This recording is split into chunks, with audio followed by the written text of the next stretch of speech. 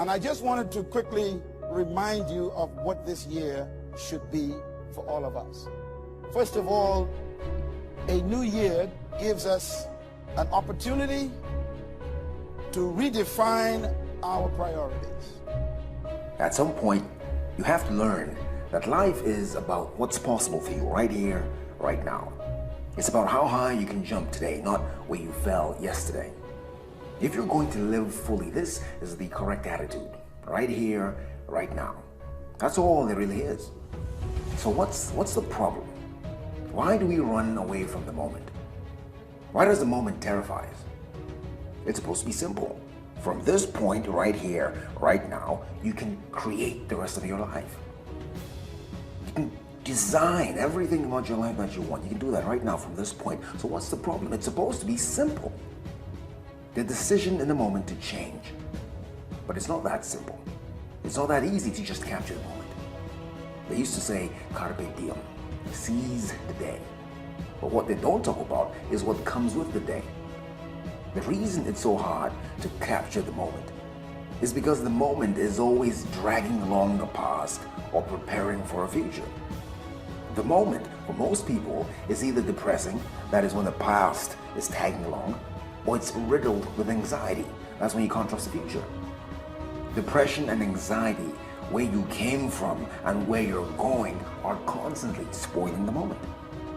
You still have a dream of living your perfect life, but you failed at it twice and you've lost some good friends already in the process. But it's 2 a.m. in the morning and you can't sleep because that dream is still haunting you. You don't know where it's coming from, but you can still hear the whisper. You can still hear it telling you that you can live your dreams. You can hear it. What are you going to do? You don't really want him to walk out that door. You don't really want this relationship to end. You know you don't want it, but because you've never been in a serious relationship before, you don't trust the future. He's about to walk out that door, and you're 30 seconds away from breaking your own heart. You can feel it. You can feel it coming. But wait a minute, he turned around. He just turned around. What are you going to do? This is what the moment feels like.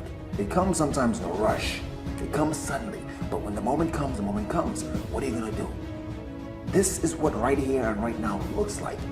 It doesn't happen outside of your fears or your doubts or anxieties. The moment happens with your fears. It happens with your doubts and with your anxieties.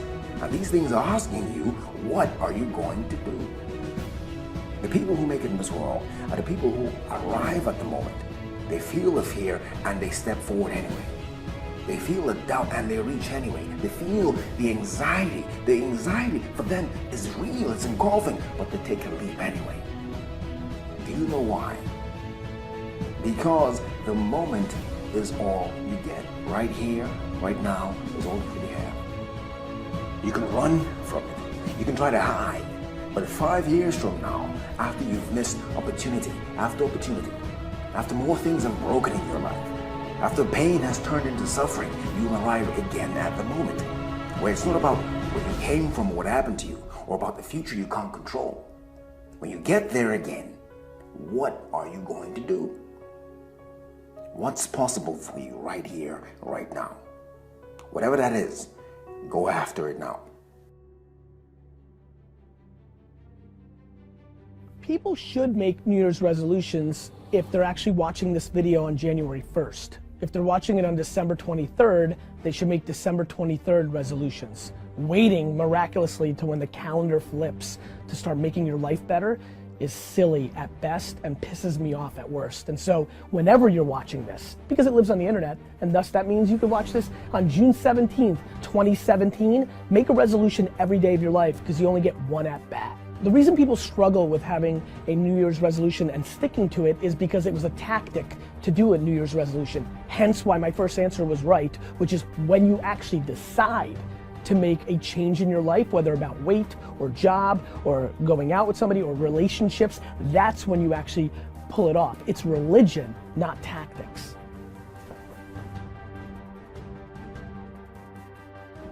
Are the things I'm doing important or just urgent? Don't confuse urgent things with important things. Secondly, a new year gives an opportunity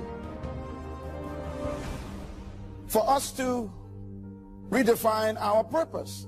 Are we still on course for what we were born to do? A new year also gives us opportunity to redefine our life's vision. Do we know exactly what we want to do for the next 25 years?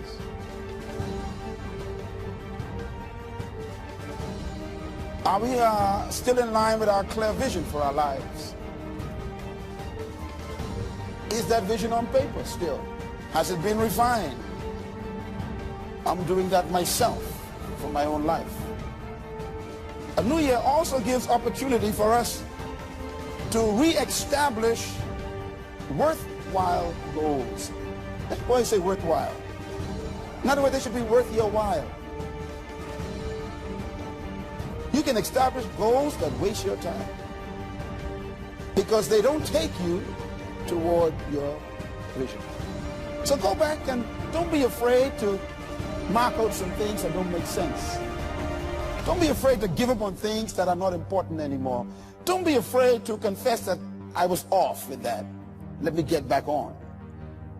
It's better to do it now than to try and do it later. A new year also gives us opportunity to bury the past and to move into a future that we haven't created yet. So please, get over it. Leave all the baggage you had in 210 in 210.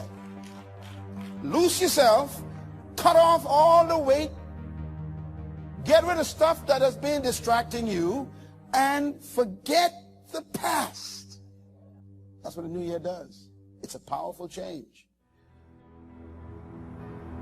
It might take 6 months. But you know what? These New Year's resolutions are called New Year's resolution. That's a year. That's not new day resolution, new month resolution. It's a New Year's resolution because it might take a year, guys. Know that going into the war. Know there is no quick fix to long-term situations. Know that the fight you're going into of change has been inside yourself for years, decades maybe, growing stronger and stronger, making you almost unaware of what else could be, because you're so engulfed and entrenched with these enemies feeding you all this bullshit, trying to keep themselves alive as a parasite feeding off you, the host. Is it hard work? Yes, it is, guys. It's extremely hard. It's hard to get off that couch and put the effort in for greatness. Let me tell you what else is even harder. It's even harder to sit back and accept that you could have been great. See the difference there? In that situation time right now. You're on the couch right now. It's hard work to make that change. That first step is a lot harder than the second step. But neither step is as hard as accepting the fact that you could have been something. That you could have been great. Let's make the changes here, guys. This year, we sacrificed for greatness. What are you, 25, 30 years old? 1 year, we're gonna make the rest of our life worthwhile. We're gonna give up 1 year for 59 years of greatness. When you put it that way, guys, it doesn't seem, again, looking at strength or weakness. Strength of the enemy, oh my God, it's a whole year. Oh my God, it's a long time. Whole year. Or we look at the weaker side. 1 year and not 60 years. 60 years of being pinned down by some fucking self-created fear.